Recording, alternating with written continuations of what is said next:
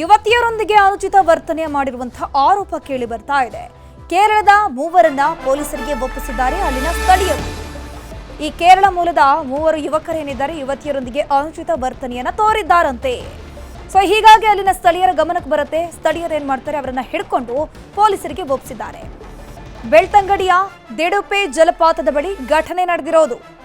So ಇವರು ಕೂಡ tourist ಆಗಿರ್ತಾರೆ, ಫಾಲ್ಸ್ ನೋಡೋಕೆ ಅಂತ ಬಂದಿರ್ತಾರೆ. ಫಾಲ್ಸ್ ನೋಡೋಕೆ ತೆರಳಿದ ಮಂಗಳೂರು ವಿದ್ಯಾರ್ಥಿನಿಯರ ಜೊತೆಗೆ ಕಾಸರಗೋಡು ಮೂಲದ ಯುವಕರು ಅನುಚಿತ ವರ್ತನೆ ತೋರಿದ್ರ ಅನ್ನುವಂಥ ಪ್ರಶ್ನೆ. ಯುವತಿಯರಿಗೆ ಲೈಂಗಿಕ ಕಿರುಕುಳ ನೀಡಿರುವಂತಹ ಆರೋಪವನ್ನ ಮಾಡಲಾಗ್ತಾ ಇದೆ. ಖುದ್ದು ಯುವತಿಯರೇ ಹೇಳ್ತಿದ್ದಾರೆ. ಈ ವೇಳೆ ಪ್ರತಿರೋಧಿಸಿದ್ದಾರೆ ಕಾಲೇಜಿನ ಯುವತಿಯರು. ಮೂವರು ಯುವಕರನ್ನ ತಡೆದು ಆವಾಗ ಸ್ಥಳೀಯರು ನಿಲ್ಲಿಸ್ತಾರೆ. ಅಬ್ದುಲ್ ಖಾದರ್, ಅಲ್ತಾಫ್, ಫೈಜಲ್, ಆದಿಲ್, ಉಸ್ಮಾನ್ ಅವರನ್ನು ವಶಕ್ಕೆ ಪಡೆಯಲಾಗಿದೆ. ಬಟ್ ಮೂರು ಜನರು, ಅಬ್ದುಲ್ ಖಾದರ್, ಅಲ್ತಾಫ್, ಫೈಜಲ್, ಆದಿಲ್, ಉಸ್ಮಾನ್, ಇವರು ಮೂರು ಜನರು ಕೂಡ ಕಾಸರಗೋಡು ಮೂಲದವರು. ಇವರು ಕೂಡ ಅಲ್ಲಿಗೆ ಫಾಲ್ಸ್ಗೆ ಅಂತಾನೆ ಬಂದಿರ್ತಾರೆ. ಅದರ ಜೊತೆಗೆ ಮಂಗಳೂರು ಮೂಲದ ಒಂದು ಕಾಲೇಜಿನ ವಿದ್ಯಾರ್ಥಿನಿಯರು ಕೂಡ ಫಾಲ್ಸ್ ನೋಡಬೇಕು, ಜಲಪಾತದ ಹತ್ರ ನೋಡೋಕ್ಬೇಕು ಅಂತ ಹೇಳ್ಕೊಂಡು ಅಲ್ಲಿಗೆ ಬಂದಿರ್ತಾರೆ. ಈ ಸಂದರ್ಭದಲ್ಲಿ ಆ ಯುವಕರು ಕಿರಿಕನ್ನ ತೆಗಿತಾರೆ. ಯುವತಿಯರ ಜೊತೆಗೆ ಅನುಚಿತವಾಗಿ ವರ್ತನೆ ಮಾಡಿದ್ದಾರಂತೆ. ಯುವತಿಯರನ್ನ ವಿರೋಧ ಮಾಡಿದಾಗ ಸ್ಥಳೀಯರ ಗಮನಕ್ಕೆ ಬಂದು ಸ್ಥಳೀಯರು ಪ್ರಶ್ನೆ ಮಾಡಿ ಅವರನ್ನ ಪೊಲೀಸರಿಗೆ ಒಪ್ಪಿಸಿದ್ದಾರೆ.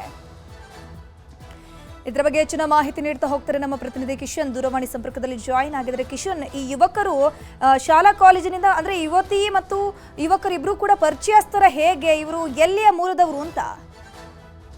ಧನುಷ್, ಮಂಗಳೂರಿಂದ ಸುಮಾರು 6 ಮಂದಿ ಒಟ್ಟಿಗೆ ಕಾರಲ್ಲಿ ಉಜಿರೆ ಸಮೀಪದ ದಿಡುಪೆ ಫಾಲ್ಸ್ಗೆ ಹೋಗಿದ್ರು. ಬಂದಂತ ಮಾಹಿತಿ ಪ್ರಕಾರವಾಗಿ 3 ಮಂದಿ ಯುವತಿಯರ ಪೈಕಿ ಒಬ್ಬಾಕೆಯ ಸ್ನೇಹಿತ ಇವರು ಆಗಿದ್ರು. ಅಂದ್ರೆ ಆರೋಪಿ ಯುವಕರ ಪೈಕಿ 3 ಮಂದಿ ಕೂಡ ಕೇರಳದ ಕಾಸರಗೋಡಿನ ಮಂಜೇಶ್ವರದ ನಿವಾಸಿಗಳು.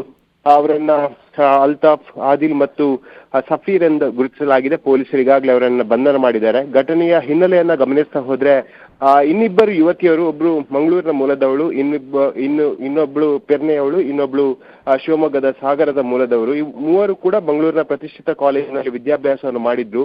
ನಿನ್ನೆ ಪ್ರವಾಸಕ್ಕೆ ಅಂತ ಹೇಳಿ ದಿಡುಪೆಯ ಫಾಲ್ಸ್ಗೆ ಹೋಗಿದ್ರು. ಆ ಸಂದರ್ಭದಲ್ಲಿ ಕಾರಲ್ಲಿ ಈ 3 ಯುವಕರನ್ನ ಇರೋದನ್ನ ಇಬ್ರು ಯುವತಿಯರು ಗಮನಿಸಿದ್ದಾರೆ. ಹೇಳುವಾಗ ಮತ್ತೊಬ್ಳು ಹೇಳಿದ್ಲು, ಅವರು ನಮ್ಮ ಫ್ರೆಂಡ್ಸ್ ನಮ್ಮ ಜೊತೆನೆ ತಿರುಗಾಡೋಕೆ ಬಂದಿದ್ದಾರೆ ಅಂತ ಹೇಳಿ. ಹಾಗಾಗಿ ಎಲ್ಲವೂ ಕೂಡ ಸುರಕ್ಷಿತವಾಗಿದೆ ಅಂತ ಭಾವಿಸಿ 3 ಮಂದಿ ಕೂಡ ಹೋಗಿದ್ರು. ಆದ್ರೆ ದಿಡುಪೆಯ ಫಾಲ್ಸ್ ಸಮೀಪ ಯುವಕರು ಅವರಿಗೆ ಅನುಚಿತವಾಗಿ ವರ್ತನೆ ಮಾಡಿದ್ದಾರೆ, ಲೈಂಗಿಕ ಕಿರುಕುಳ ನೀಡಿದ್ದಾರೆ. ಅಲ್ಲಿ ಯುವತಿಯರು ಪ್ರತಿರೋಧ ಒಡ್ಡಿನ ಸಂದರ್ಭದಲ್ಲಿ ಸ್ಥಳೀಯ ಯುವಕರು ಅಲ್ಲಿ ಬಂದು ಬಿಡಿಸಿದ್ದಾರೆ ಮತ್ತು ಬೆಳ್ತಂಗಡಿ ಪೊಲೀಸರಿಗೆ ಈ ಬಗ್ಗೆ ಮಾಹಿತಿಯನ್ನು ಕೊಟ್ಟಿದ್ದಾರೆ. ನಿನ್ನೆ ರಾತ್ರಿ ಬೆಳ್ತಂಗಡಿ ಪೊಲೀಸ್ ಠಾಣೆಯಲ್ಲಿ ಈ ಬಗ್ಗೆ ಪ್ರಕರಣ ದಾಖಲಾಗಿದೆ. ಯುವತಿಯರು ಹೇಳೋ ಪ್ರಕಾರವಾಗಿ ಅವ್ರು ನಮ್ಗೆ ಯಾರು ಅಂತ ಗೊತ್ತಿರಲಿಲ್ಲ, ನಮ್ಮ ಸ್ನೇಹಿತೆ ಅವರನ್ನ ತಮ್ಮ ಫ್ರೆಂಡ್ಸ್ ಅಂತ ಹೇಳಿ ಪರಿಚಯ ಮಾಡಿಕೊಂಡಿದ್ರು. ಹಾಗಾಗಿ ನಾವು ಧೈರ್ಯವಾಗಿ ಹೋಗಿದ್ವಿ. ಕಾರಲ್ಲಿ ಒಳ್ಳೆಯರಾಗಿ ನಟಿಸಿದ್ರು. ಆದ್ರೆ ಫಾಲ್ಸ್ ಬಳಿ ಬಂದಂತ ಸಂದರ್ಭದಲ್ಲಿ ನಮ್ಮ ಮೇಲೆ ಕಿರುಕುಳವನ್ನ ಮಾಡಿದ್ರು ಎಂಬ ದೂರನ್ನು ಕೂಡ ಕೊಟ್ಟಿದ್ದಾರೆ. ಯುವಕರಿಗೆ ಸ್ಥಳೀಯರು ಕೂಡ ಒಂದು ಧರ್ಮದೇಟನ್ನು ನೀಡಿದ್ದಾರೆ. ಆ ಬಗ್ಗೆ ಯಾವುದೇ ರೀತಿಯಾಗಿ ಆರೋಪಿಗಳು ಇನ್ನೂ ಕೂಡ ದೂರನ್ನ ಕೊಟ್ಟಿಲ್ಲ. ಸ್ಥಳೀಯರು ಒಂದು ಆಗ್ರಹವನ್ನ ಮಾಡ್ತಾ ಇದ್ದಾರೆ. ಯಾಕಂದ್ರೆ ಪಶ್ಚಿಮ ಘಟ್ಟದ ತಪ್ಪಲಿನ ಫಾಲ್ಸ್ಗಳಲ್ಲಿ ಇನ್ನು ಪ್ರವಾಸಿಗರ ಸಂಖ್ಯೆ ಕೂಡ ಜಾಸ್ತಿ ಆಗ್ತಾ ಇದೆ.